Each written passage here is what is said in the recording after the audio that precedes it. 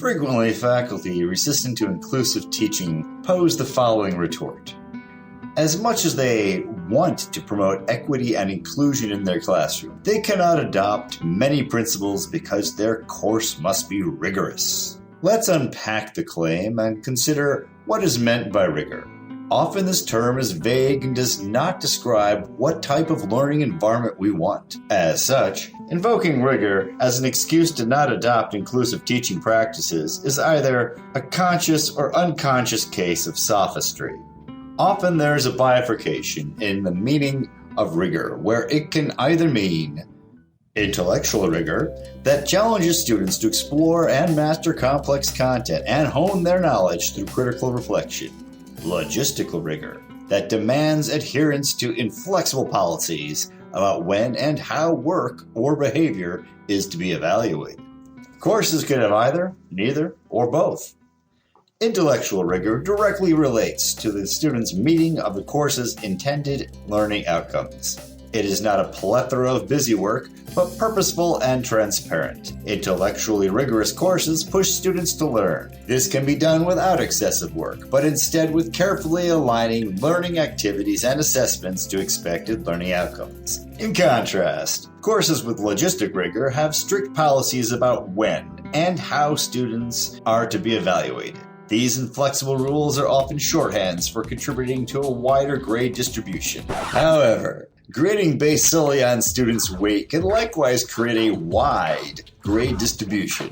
This does not ensure intellectual rigor or students learning the course content. In fact, it can frustrate learning and help create inequitable barriers. If these barriers have no relationship with learning outcomes, are they necessary? Should we penalize English language learning students taking calculus because they do not have a mastery of Mortis auxiliaries or pluperfect tense in English? Why? Logistical rigor can lead to infantilizing students by creating arbitrary barriers based on the faculty's mistrust in them. This toxic rigor assumes that the students not meeting the logistical demands are lazy and not to be trusted. This adversarial attitude has never been demonstrated to improve learning outcomes, but does proportionally hurt certain at-risk groups. Toxic rigor sets up obstacles for students and frustrates their success, while then criticizing their character for failing to meet those arbitrary barriers. However, this position tends to promote antipathy for students instead of empathy and the desire to guide them. Shouldn't we believe in our students instead of doubting we should believe them?